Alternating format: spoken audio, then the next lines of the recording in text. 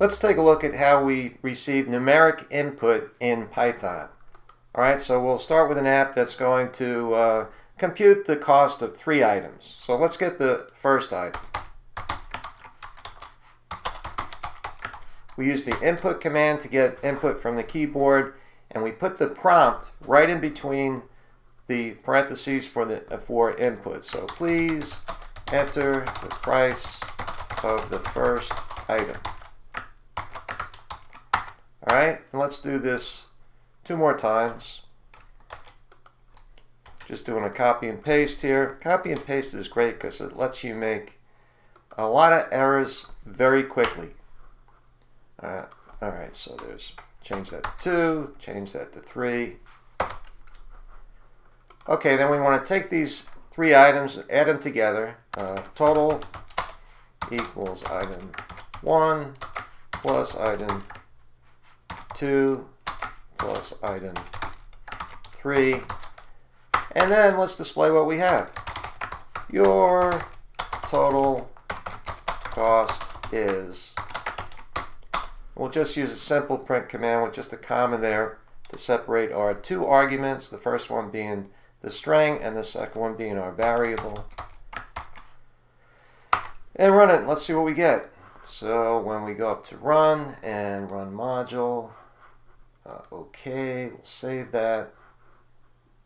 Come over here and we get, okay, so let's say it's $2.99 and $3.99 for the second one and $4.99 for the third. Wowzers, that's a weird price. Okay, so what's going on here?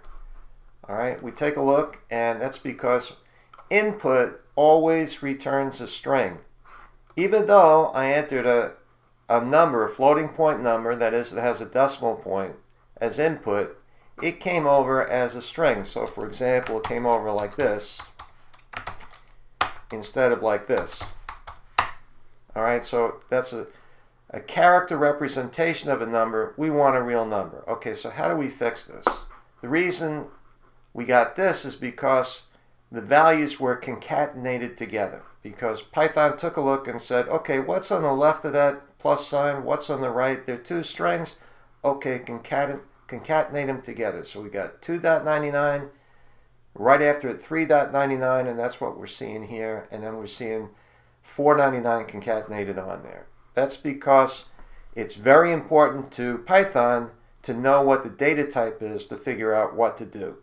So we want to change this data type from a string to a floating point number. How do we do that?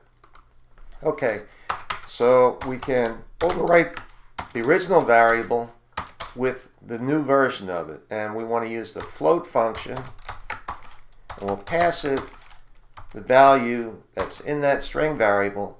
This will convert it to a floating point number, store it back in the same variable, and change the data type from a string to a floating point number.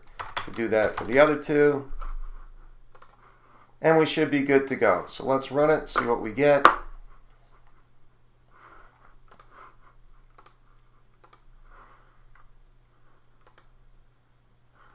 Okay, so we enter $2.99, $3.99, and $4.99, and that tells us, okay, $11.97. All right, so that takes care of that.